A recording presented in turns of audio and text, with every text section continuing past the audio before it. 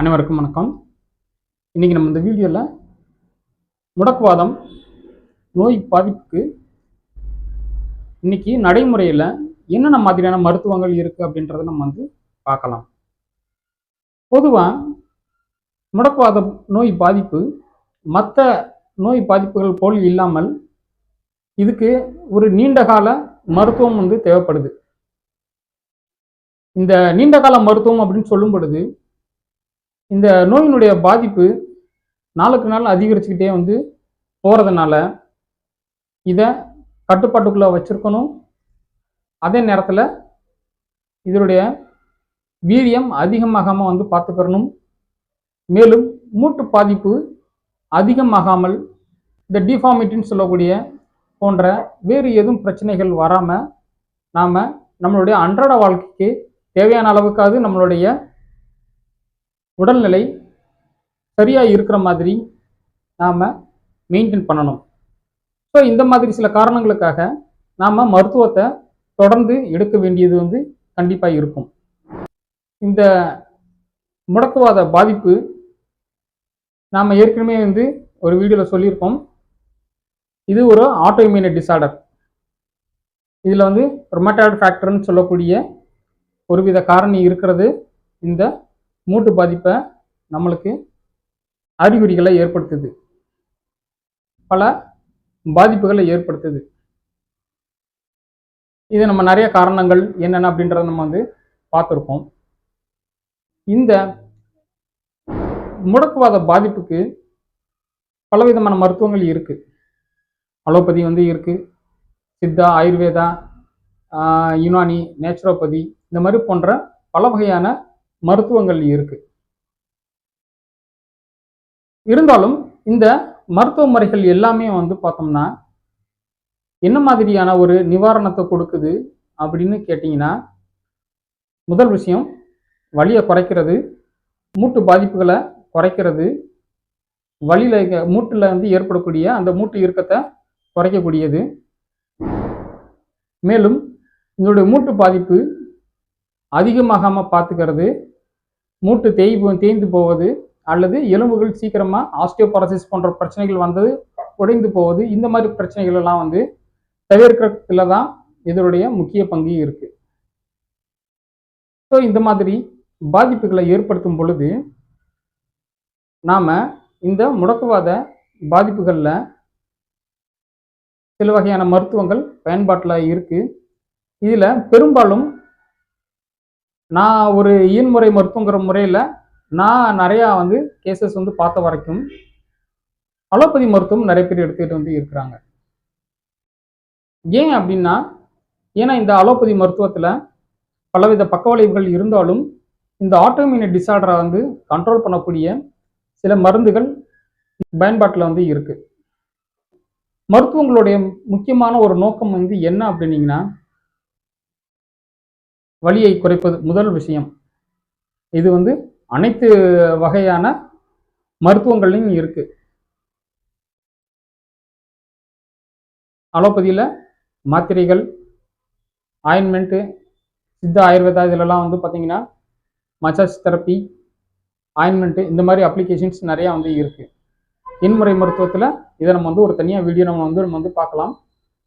அதுலேயும் பல விதமான மருத்துவ முறைகள் இருக்குது, வலியை குறைக்கிறதுக்கு இருக்குது. இப்போ அலோபதியில் நம்ம பார்த்தீங்கன்னா சில முக்கியமான மருந்துகள் நம்ம பயன்படுத்திட்டு இருக்கோம். இப்போ வரைக்கும் அதுதான் நம்ம பயன்பாட்டில் நிறையா இருக்குது. பொதுவாக வலியை குறைக்கிறதுக்கு இந்த NSAIDன்னு சொல்லக்கூடிய நான் ஸ்டீராய்டல் ஆன்டி இன்ஃப்ளமேட்டரி ட்ரக்னு சொல்லக்கூடிய ஒரு வகை மருந்துகளை நம்ம பயன்படுத்திக்கிட்டு இருக்கோம்.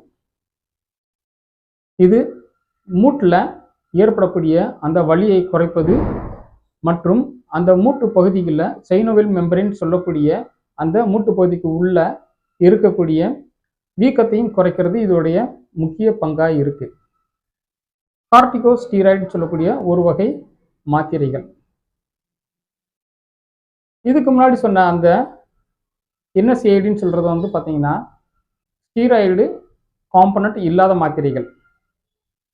அதில் வலி நிவாரணம் மெதுவாக இருக்கும். இந்த கார்டிகோஸ்டீராய்டு சொல்லக்கூடிய ஸ்டீராய்டு காம்பனண்ட் இருக்கக்கூடிய மருந்துகள் வலியை உடனடியாக வந்து குறைக்கும், ஃபாஸ்ட் ரிலீஃப் வந்து இருக்கும். அதே நேரத்தில் வந்து ஸ்வெல்லிங்கும் குறைகிறது ரொம்ப வேகமாகவே வந்து இருக்கும்.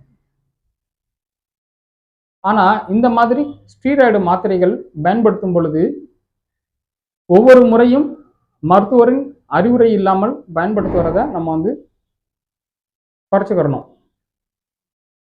ஏன்னா இதில் வந்து பக்க விளைவுகள் மற்ற மாத்திரைகளோட கம்பேர் பண்ணும்போது இதில் கொஞ்சம் அதிகம். ஏன்னா இந்த ரொமட்டாய்டு ஆர்த்ரைட்டிஸ் பாதிப்புக்கு இந்த ரொமட்டாலஜிஸ்ட் போய் அவங்கள வந்து பார்க்கும் பொழுது 3 மாதத்துக்கு ஒரு முறையோ அல்லது 6 மாதத்துக்கு ஒரு முறையோ தான் உங்களுக்கு மருந்து மாத்திரைகள் என்னென்ன எடுத்துக்கலாம் அப்படின்னு சொல்லி அவங்க வந்து ப்ரிஸ்கிரைப் பண்ணுவாங்க. ஸோ இந்த மாதிரி ஸ்டீராய்டு டேப்லெட் வந்து எடுத்துக்கிற பொழுது ரொம்ப கவனமாக வந்து இருக்கணும். உங்களுடைய ரொமட்டாலஜி மருத்துவரின் அறிவுரை இல்லாமல் எடுக்கிறத தவிர்த்துக்கணும். அதற்கு அடுத்தபடியாக DMARDன்னு சொல்லக்கூடிய ஒரு வகை மருந்துகள் இன்னைக்கு பயன்பாட்டில் இருக்கு. இந்த DMARDன்னு சொல்லக்கூடிய மருந்துகள் இன்னைக்கு புழக்கத்தில் இருக்கு. இந்த DMARDன்னு சொல்லக்கூடிய மருந்துகள் டிசீஸ் மாடிஃபையிங் ஆன்டியூர்மேட்டிக் ட்ரக்ஸ்ன்னு நம்ம வந்து சொல்லலாம். இந்த மாதிரி மாத்திரைகள் நம்மளுடைய உடம்புல ஏற்படக்கூடிய பாதிப்புகளை, அந்த நோயின் வீரியத்தை ஒன்று குறைக்கும் அல்லது தடுத்து நிப்பாட்டும். இதை நம்ம வந்து தொடர்ந்து எடுத்துக்கிட்டாங்க அப்படின்னீங்கன்னா இந்த டிசீஸோடைய அதோடைய வேகமான பாதிப்புகள் குறைவது மட்டுமல்லாமல் மூட்டில் ஏற்படக்கூடிய மூட்டு தேய்மானம், வலி, ஸ்டிஃப்னஸ் போன்ற பிரச்சனைகளையும் இது தடுத்து நிப்பாட்டும். ஸோ இந்த மாதிரி மாத்திரைகளையும் எடுத்துக்கிற பொழுது மிகவும் கவனமாக வந்து இருக்கணும். மருத்துவரின் அறிவுரை இல்லாமல் இதை எடுக்கக்கூடாது. அதற்கு அடுத்தபடியாக இதுலேயே பயாலஜிக் DMARDன்னு சொல்லிட்டு வந்து ஒரு ட்ரக் வந்து இப்போ பயன்பாட்டில் இருக்குது. ஆனால் இது கொஞ்சம் விலை அதிகமான ஒரு மருந்து மாத்திரைகள் நம்ம வந்து சொல்லலாம். இது இன்னும் வந்து எல்லாருக்கும் அவ்வளோ எளிதாக வந்து கிடைக்கக்கூடிய ஒரு நிலையில் வந்து இல்லை. ஸோ இந்த வகை மாத்திரைகள் விலை உயர்ந்தது மட்டுமல்லாது அந்த பக்க விளைவுகளும் கொஞ்சம் அதிகமாக இருக்கிறது கிடையாது. நம்மளுடைய உடல் எடையை தாங்கக்கூடிய மூட்டு பகுதிகள் இருக்கு இல்லையா, அந்த மூட்டு பகுதிகளில் ஏதாவது பாதிப்புகள் ஏற்பட்டுச்சு அப்படின்னீங்கன்னா இவர்களுக்கு ஜாயிண்ட் ரீப்ளேஸ்மெண்ட்டும் பண்ணுறதுக்கு நிறைய வாய்ப்புகள் இருக்கு. ஸோ இந்த மாதிரி மருத்துவங்கள், மருந்துகள், அறுவை சிகிச்சைகள் இந்த மாதிரி பல விதமாக வந்து இருக்கு. இதை நம்ம வந்து ஆரம்ப நிலையிலேயே கண்டுபிடிச்சு இதனுடைய பாதிப்பு பெரிய அளவில் நம்ம வந்து போகாமல் வந்து பார்த்துக்கிட்டோம் அப்படின்னீங்கன்னா இதனுடைய தாக்கம் பெரிய அளவில் இல்லாமல் நம்ம வந்து பார்த்துக்க முடியும். இன்னும் சில இந்த மருத்துவங்களில் வலி வீக்கத்தை வந்து குறைக்கிறதுக்கு, மூட்டினுடைய அந்த ஹெல்த்தை மெயின்டைன் பண்ணுறதுக்கு உடலுக்கு தேவையான அளவுக்கு பயிற்சிகளும்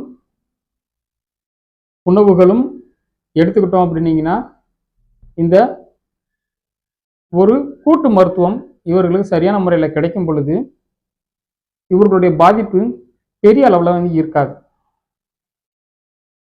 ஏன்னா இவர்களுடைய இந்த மூட்டு பாதிப்பு இதனால் மருந்து எடுத்தால் சரியாயிரும் அப்படின்றது இல்லை.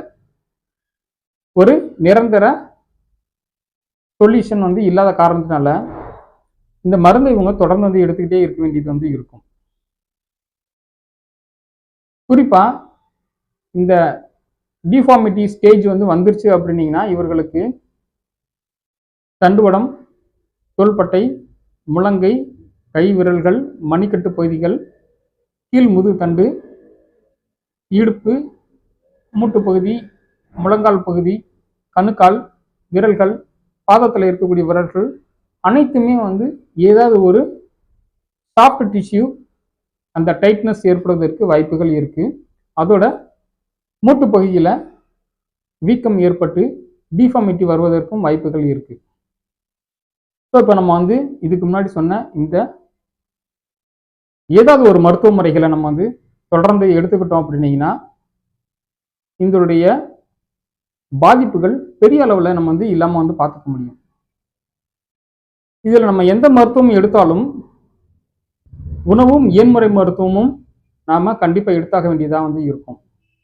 ஏன்னா மூட்டுடைய அசைவுகளை குறையாமல் வந்து பார்த்துக்கிறது இயன்முறை மருத்துவம் மட்டும்தான். மூட்டுக்கு தேவையான சத்துக்களை நாம் உணவுலேருந்து மட்டும்தான் எடுத்துக்கிற முடியும். எல்லா மருந்துகளும் நமக்கு உடலுக்கு பக்க விளைவு இல்லாத மருந்துன்னு சொல்ல முடியாது.